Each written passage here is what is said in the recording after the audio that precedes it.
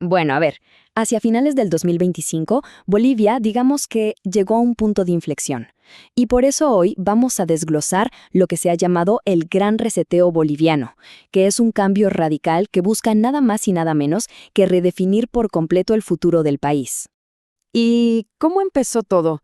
Pues con una medida de shock, así, de golpe. El gobierno, de la noche a la mañana, prácticamente duplicó los precios del combustible. Este evento, que se conoció como el gasolinazo, fue la primera ficha de dominó en caer, la que desató todo lo demás.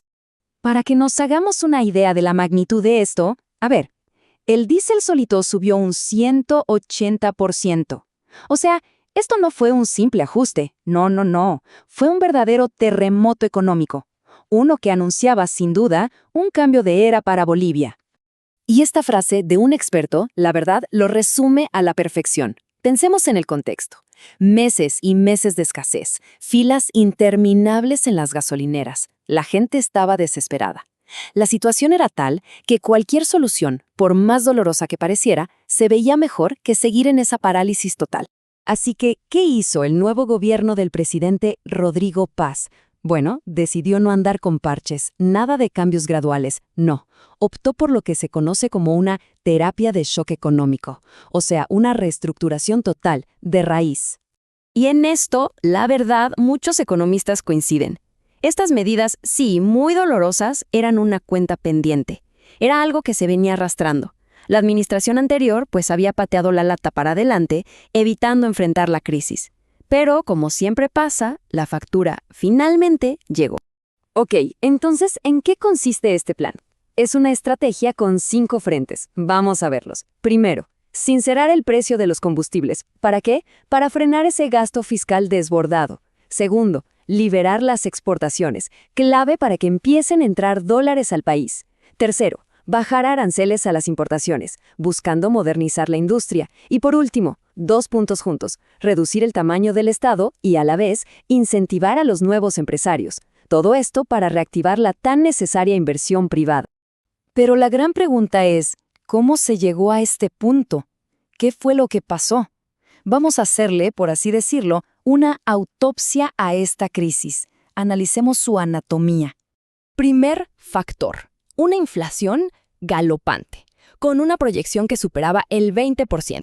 Y esto es importante, porque la inflación al final del día actúa como un devastador impuesto a los pobres. Es la gente con menos recursos la que más la sufre.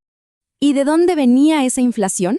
Bueno, la raíz del problema era esta: 12 años. 12 años seguidos de déficit fiscal. ¿Qué significa esto? Sencillo, el Estado gastaba mucho, pero mucho más de lo que le entraba. Un desequilibrio que tarde o temprano se iba a volver insostenible. Y el punto máximo de la crisis, el momento de mayor tensión, llegó con la escasez de dólares. Esto disparó el tipo de cambio paralelo hasta los 20 bolivianos por dólar. Imagínense, más del triple de la tasa oficial. ¡Una locura! Y por si fuera poco, para colmo de males, se aprobó una ley de diferimiento de créditos. ¿Qué era esto? Básicamente le permitía a la gente posponer el pago de sus deudas.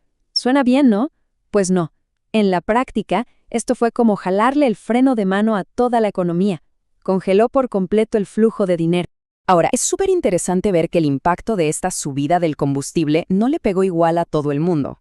Para los agricultores, por ejemplo, su principal dolor de cabeza era la escasez, no tanto el precio. El diésel es un costo relativamente bajo para ellos, entre un 3 y un 6%. Pero, para el transporte público, es otra historia. Ahí el diésel representa hasta un 40% de sus gastos. Entonces, claro, la presión para subir las tarifas de los pasajes fue inmediata. Claro, esta crisis económica no pasó en un vacío. No fue solo un problema de números. Fue, en realidad, el catalizador que marcó el fin de toda una era política. Estamos hablando del fin de un ciclo de 20 años, dominado por el partido MAS. Y aquí entra uno de los desafíos más grandes para el nuevo gobierno: reconstruir la institucionalidad. ¿Qué es eso? Es la confianza en las reglas del juego, en las instituciones como los tribunales, el Banco Central, y esta confianza estaba por los suelos, muy debilitada después de años de lo que llaman hiperpresidencialismo e interferencia política. El nuevo gobierno arrancó con buen pie. con lo que se podría llamar un shock de confianza. Tuvo un periodo de luna de miel, de legitimidad. Pero claro, esa confianza inicial es frágil. Ahora el reto es mantenerla, y eso solo se logra con acciones efectivas, con resultados. Pero si hablamos de crisis profundas, quizás la más grave de todas está en el sistema de justicia. Es que es visto por muchísima gente como la institución más corrupta de Bolivia, sobre todo después de 20 años de cooptación política. Y sí, se han propuesto reformas. Hubo una cumbre de justicia con varias ideas sobre la mesa. Pero muchos expertos advierten que estas propuestas se quedan en la superficie, que son como maquillaje, que no atacan el verdadero problema de fondo. Y ese problema de fondo, el meollo del asunto, tiene un nombre: ponderación de derechos. A ver, es una teoría legal que en la práctica se convirtió en una especie de cheque en blanco. Les ha permitido a los jueces actuar como si estuvieran por encima de la propia Constitución, interpretando las leyes, pues, a su antojo, según la conveniencia política del momento. Esta extralimitación de los jueces creó una incertidumbre legal brutal. Y ojo, no es algo teórico. Permitió fallos políticos súper controvertidos, como aquel que, en su momento, habilitó la reelección indefinida. De ese nivel de impacto estamos hablando. Entonces, con todo este panorama que no es nada sencillo, la pregunta es, ¿cuál es el camino a seguir? ¿Qué le espera a Bolivia? Vamos a ver el pronóstico, la hoja de ruta para la recuperación. Y en esto los expertos son muy claros, ¿eh? El camino es largo. El 2025 es el año del shock, de estas primeras medidas de estabilización para generar confianza. Luego viene el 2026, que se perfila como un año de transición, súper difícil, de ajustes y reformas estructurales profundas. Y recién, si todo va bien, el 2027 sería el punto más temprano en el que se podría ver un repunte, una recuperación real de la economía.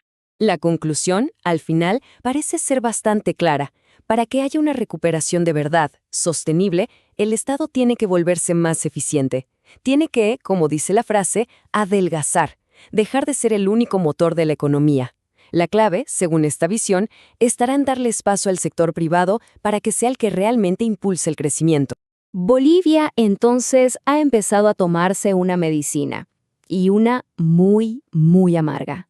La gran pregunta, la que va a definir su futuro en los próximos años, es si el país tendrá la paciencia y, sobre todo, la voluntad política para aguantar el tratamiento completo hasta que llegue la cura.